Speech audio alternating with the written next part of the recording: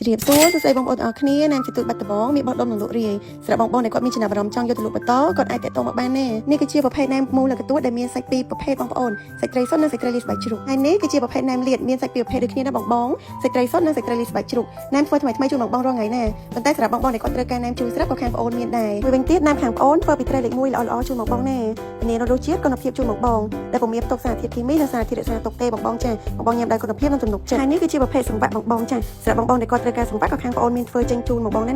មានខនាដតូចនិងខនាដធំបងចាហើយសម្រាប់បងដែលគាត់ចង់យកទៅលក់បន្តឬក៏បោះដុំតក៏ខាងបងប្អូនមានតម្លៃពិសេសជូនបងដែរមួយប្រភេទទៀតគឺជាប្រភេទណែមសាច់ជ្រូកអាំងបងសម្រាប់បងដែលគាត់ចង់សាកនៅរសជាតិណែមសាច់ជ្រូកអាំងខាងបងប្អូនក៏ខាងបងប្អូនមានលក់មានធ្វើជូនបងណាដែលក្នុងមួយប្រអប់មានចំនួនកន្លះគីឡូបងចំណែកឯប្រអប់នេះវិញគឺជាប្រភេទណែមលាតបងប្អូនចាមានសាច់ត្រីសុទ្ធនិងសាច់ត្រីលីស្បែកជ្រូកដូចគ្នាបងដែលមាននៅកន្ទួតពីលើណាបងណាគឺជាប្រភេទណែមដែលដើរឈានមុខគេបងចាអញ្ចឹងសម្រាប់បងដែលគាត់មានចំណាប់អារម្មណ៍ចង់យកទៅលក់គាត់អាចយកទៅលក់បានណាមានជាប្រអប់តូចនិងប្រអប់ធំបងដល់20ប្រអប់ក៏អ្នកលក់ជូនគាត់ជាតម្លៃបោះដុំពិសេសជូនបងដែរអញ្ចឹងសម្រាប់បងដែលគាត់នៅខាងបាត់ដំបងគាត់ចង់ឲ្យខាងបងទៅជញ្ជូនក៏បងមានសេវាដឹកជញ្ជូនដែរណាចំណែកបងនៅតាមបណ្ដាខេត្តគាត់អាចកំងបានដែរចា25ខែក្រុងបងចាសេវា25ខែក្រុងអញ្ចឹងអរគុណខ្លាំងមែនទែនបងសម្រាប់ការគ្រប់គ្រងនិងមានទំនុកចិត្តលើណែមសិប្បកម្មទីទូបាត់ដំបងអរគុណបងជម្រាបលា